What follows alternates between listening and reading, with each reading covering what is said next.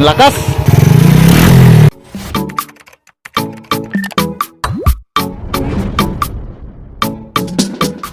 Welcome back to EDF channel. So panibagong video na naman to mga paps, tungkol dito sa tambucho na aking ginawa mga paps. Modify po ito.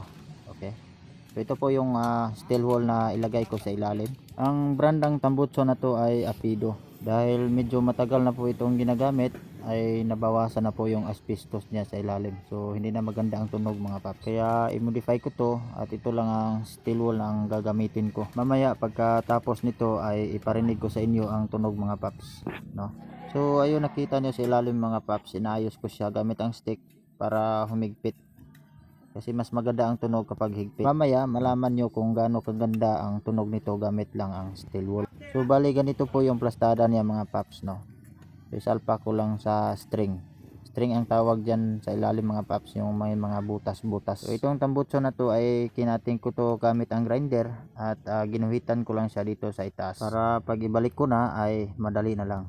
So pag ganyan siya mga paps, yan. So ngayon ay okay na, i-welding ko na to mga paps. Meron pa pala akong ipapakita sa inyo mga paps, no? So ito, nakita nyo itong dinugtong ko. Sa exhaust po ito mga paps, kinating ko tapos dinugtong dito para maisalpak tong dulo sa kanyang string. Bali magkadugtong na rin sila mga paps para maganda ang tunog. Okay, so welding na tayo mga paps.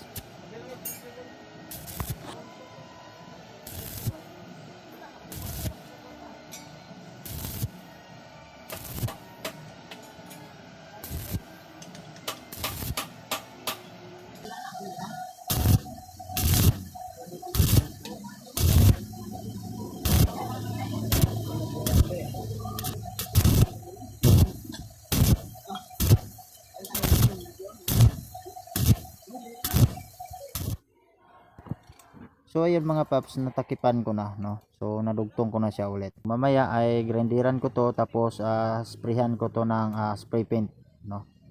So ngayon ay ibalik ko tong takip niya.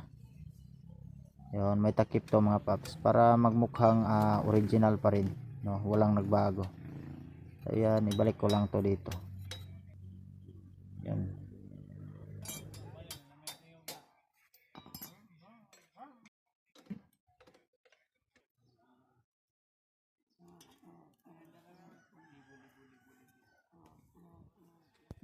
Ayan, tapos na mga paps.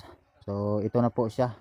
So ngayon ay kakabit na to ulit sa motor para matesting at marinig natin ang kaniyang tunog. So ngayon mga paps, pakinggan nyo itong tunog nito, no? Napakaganda po ang tunog nito mga paps.